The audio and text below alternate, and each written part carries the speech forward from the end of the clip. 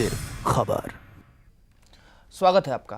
Cash subsidy scheme पर चुनाव आयोग ने सरकार को कहा है कि गुजरात चुनावों तक ये फैसला टाला जा सकता था। सरकार ने सोमवार को चुनाव आयोग के सामने अपना पक्ष रखते हुए कहा था कि कैश सब्सिडी स्कीम से आचार संहिता का कोई उल्लंघन नहीं हुआ।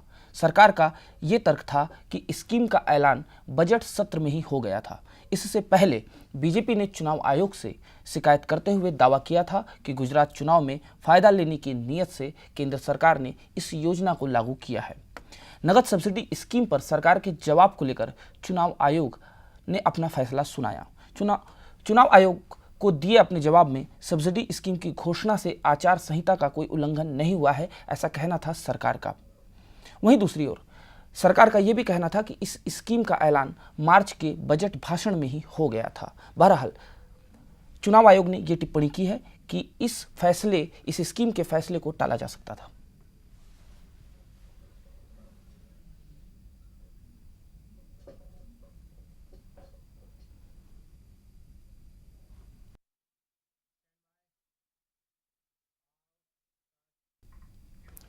गुजरात विधानसभा चुनाव के लिए भारतीय जनता पार्टी का घोषणा पत्र जारी होने के एक दिन बाद मंगलवार को कांग्रेस ने भी अपना घोषणा पत्र जारी कर दिया।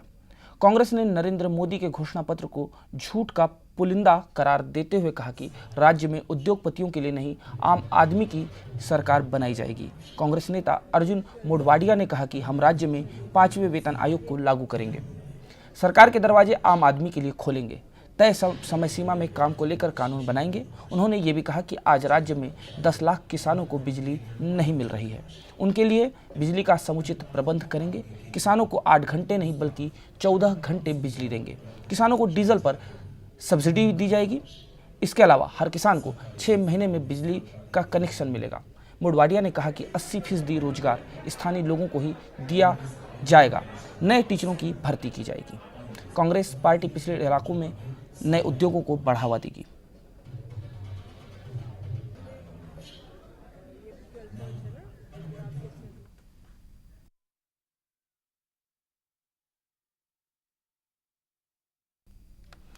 बीजेपी से अलग होने के बाद गुजरात परिवर्तन पार्टी बनाने वाले केशुभाई पटेल कांग्रेस उम्मीदवार श्वेता भट्ट को समर्थन देंगे। श्वेता भट्ट मणिनगर विधानसभा सीट से चुनाव लड़ रही हैं।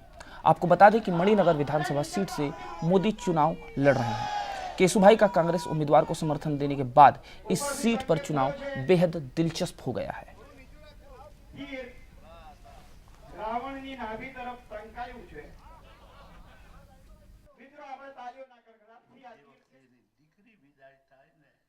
मैं बहुत ही आभारी हूँ केशुभाई की।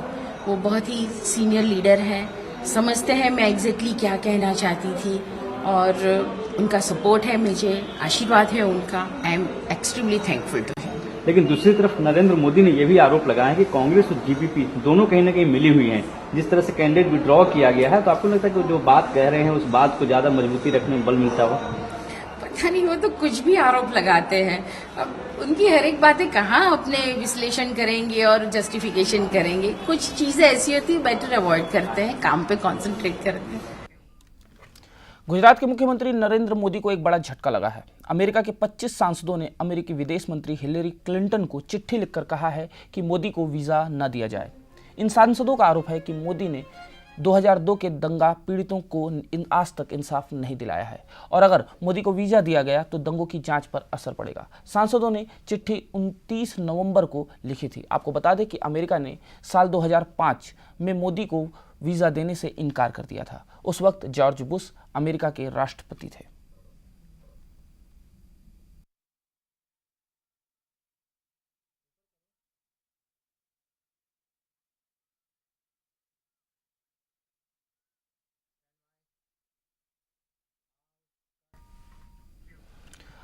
अमेरिकी सांसदों ने मोदी को वीजा न देने की अपील की है। इस पर गुजरात कांग्रेस प्रदेश अध्यक्ष अर्जुन मोढवाडिया ने क्या कहा, आइए देखते हैं।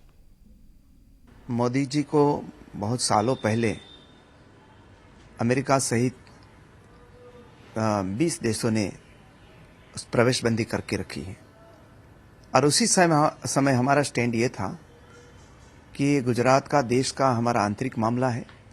अगर मोदी जी ने गुनाह किया है तो गुजरात की जनता का क्या है, अमेरिका का नहीं किया है। इसलिए वो इलेक्टेड चीफ मिनिस्टर है, उसको वीजा देना चाहिए, लेकिन वो वीजा नहीं दे रहे हैं। लेकिन ये तो अमेरिका है, वो वीजा नहीं दे रहे हैं, इसलिए वो हंगामा जरूर करेंगे उसके बारे में। लेकिन भारतीय जनता पार्टी के जो एलाइज पार्टी है, जनता दल या यूनाइटेड, जिसका शासन बिहार में चलता है, और बिहार में भी मोदी जी को वीजा देने से इनकार कर दिया है। वो चुनाव के समय प्रचार करने के लिए जाना चाहते थे, लेकिन नीतीश जी ने ये कहा कि अगर मोदी जी आएगा तो हमारा रिश्ता टूट जाएगा, तो वहां भी उनको नहीं जाने दिया। यूपी में भी मोदी जी जाना चाहते थे, लेकिन यूपी में भी मना कर दिया गया कि यूपी में भी वो नहीं आएंगे। और जब वो मोदी जी अगर क्लीन चिट लेना चाहते हैं, तो आज उसकी खुद की पार्टी भी उनको क्लीन चिट नहीं दे रही है। अटल बिहारी वाजपेयी ने उस समय कहा था कि मोदी जी ने राजधर्म नहीं निभाया है। इतना ही नहीं, उस समय सुप्रीम कोर्ट ने कहा था कि जब गुजरात जल रहा था, तब मॉडर्न डे हीरोज की जो नजरें हैं वो और कहीं थी। मोदी मसले पर बीजेपी ने अपनी प्रतिक्रिया दी है। आइए देखते हैं कि उन्होंने क्या कहा। पहले तो भारतीय जनता पार्टी गुजरात स्पष्ट मानती है, आज नहीं तो कल पूरी दुनिया नरेंद्र भाई को बुलाना चाहेगी, पूरी दुनिया वीजा देगी, और नरेंद्र भाई का जो व्यक्तित्व और राजपुरुष के नाते जो आगे बढ़ रहे हैं, तो दुनिया को मानना पड़ेगा।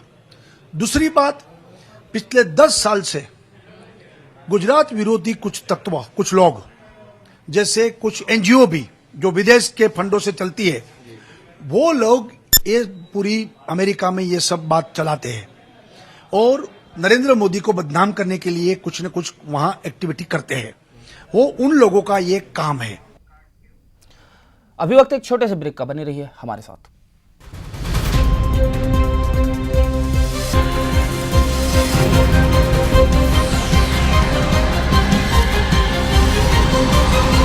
GNN न्यूज, सिर्फ खबर।